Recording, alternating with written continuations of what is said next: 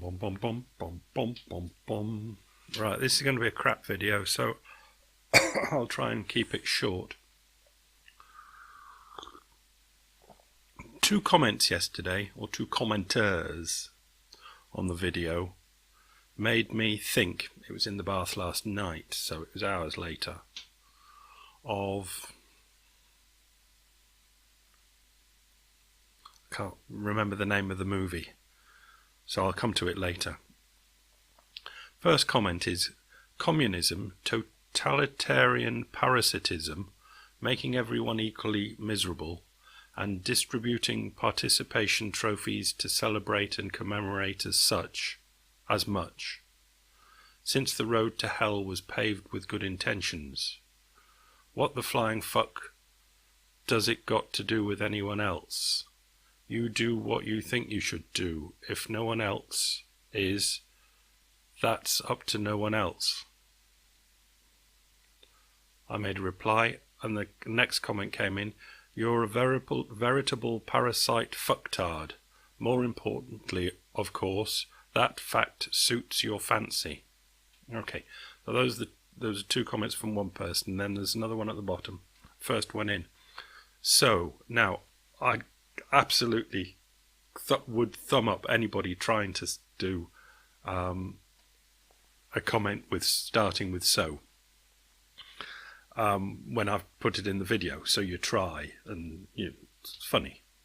Okay, so you're now saying we have free will. And what about MMT?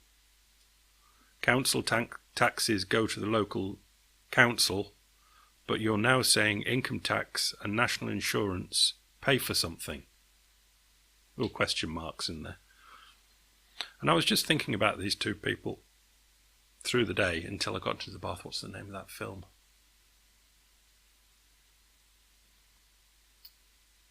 The Highlander.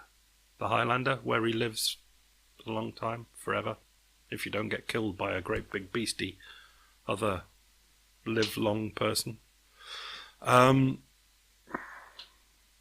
Yeah, that's what I thought. I was thinking about these 2 people. They're in my mind, thinking, there's a comedian, American comedian, that has a quote which is something like, average intelligence. Just think about a person that's of average intelligence and how stupid they are, and then realise that half the people are more stupid, or something like that. But it kind of works. And I suppose there always has to be, as a thing of mathematics, people that are more stupid than other people. But the thing about the Highlander, what I was thinking was, it's a bit like Mrs. Mystic had I think she was an auntie, who when she was 80, started to learn Latin because she liked the poems of, I don't know, some Roman poet, and she only was reading the translations in English and wanted to try it in Latin. So at 80, she started learning to learn Latin. You've got Axel in there, in the middle, who made comments. Now, I just did projections in my head, extrapolations, and thought if these 3 people, the 2 comments I read earlier, and say Axel, had Highlander properties, and they're going to live for 1,000 years, or however long Highlander people live, say 1,000 years, or is it just about forever? Anyway, 1,000 years. The first 2, I think, after 1,000 years, would still be bottom feeding. In other words, an Axel would be fit, nobody else is doing this, so Axel would be fit to be president of the world because he would have learned in that 1,000 years so much. I'm using Axel as an example because he happened to be the 3rd commenter. But you could have you, if you think you're half bright. Basically, if you read books, after 1,000 years, you're probably going to be fit to rule the world. if you're like these people that probably just watch television or whatever bottom feeders do, after 1,000 years, they'll still be worthless for the ruling of planets. That was my thought. I mean, it's not brilliant, but if you do project your own life out, these people are the ones that go, well, they look for an excuse not to save for a pension because can't be asked really, but they can be asked to find an excuse not to do it. And then they could spend 1,000 years finding excuses not to get out of the bottom half of the average intelligence people, and they wouldn't. They might even try and plumb new depths. Here I'd like to say other things, but they're just too confusing. A bit about free will, but I've kind of sworn myself off that. This morning, going to the Telegraph. Telegraph is what I read for the news, just the headlines to see if the world's ended. That's a right-wing newspaper. And then I go to the Guardian, which is a left-wing newspaper, and I look at the comments. But on this one, it was something to do with, in the Telegraph, right-wing, the article was how to solve the UK housing crisis, prices being too high and not being enough housing, which I couldn't read because it does you a paragraph and then you have to pay them money to get in. But the comments were open, and normally you don't get many comments in the Telegraph, but on this one there were 178. Okay, comments. Sorry about that, but going through it. And it's interesting to read the comments, and I've got something to say after it. So the comments on this went, I have a more simpler solution to the housing problem. How about not letting so many people into the country? That's enough to read of that comment. So we've built too few houses, have we? No, we have admitted too many people from foreign places. And these, I've clicked on the thing for most recommended comments.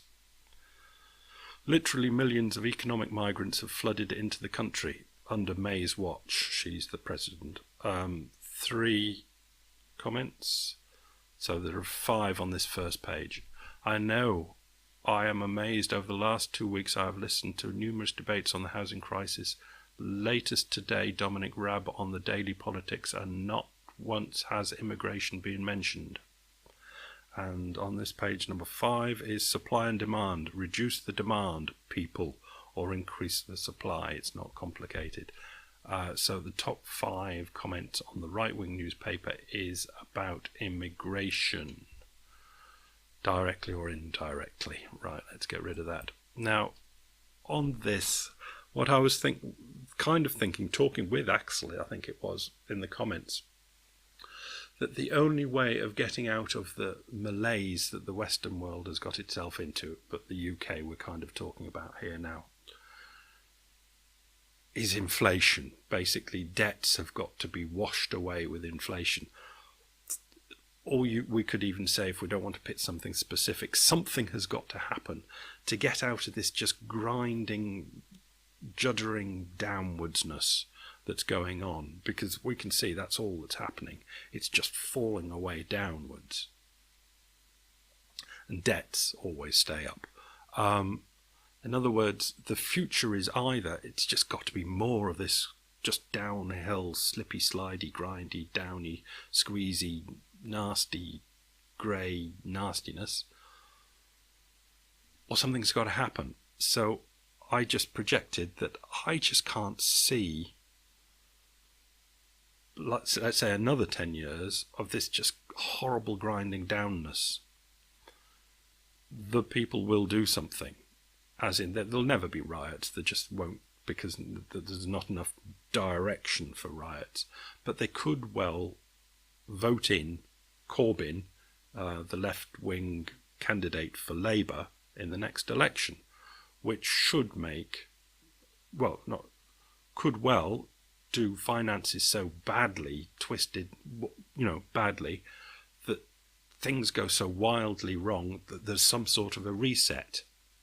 Now, I don't think the reset would make things better as such, but they'd be different. It'd be different from this constant squeezing out. But this is why I mentioned the Telegraph this morning in the comments. It looks like, besides Brexit, which people just want to jibber jabber about, and you can't really blame, it won't be blamed on the Conservatives that much, but it might be, it doesn't matter. But the big thing in people's minds that really galvanises them, beside Brexit, and it could be why they're talking about Brexit so much, because they don't feel right talking about immigration is getting on their tits something chronic.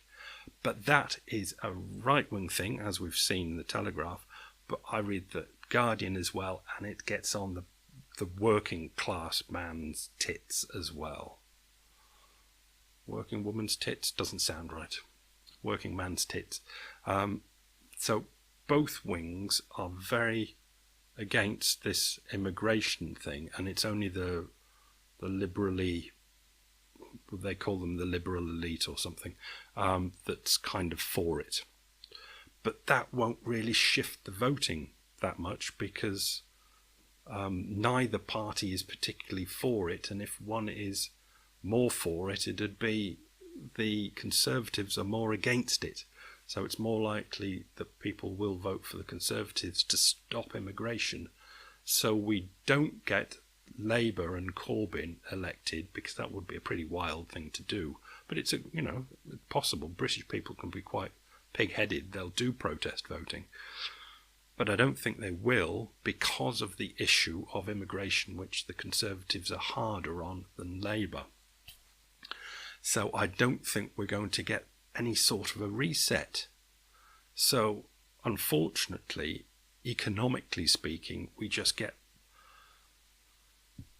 as far as the eye can see, certainly for another decade, as far as the eye can see, as far as a Highlander can see, just more of this grind down stuff of the West having to compete with the East and having to lower their sights an awful lot, and that most of the population will have to, as in all but the top 5%, say.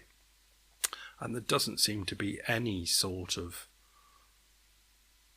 I don't see any way out of that. It's what we've had for a little while, and it's just the way we're going. That's where we're going.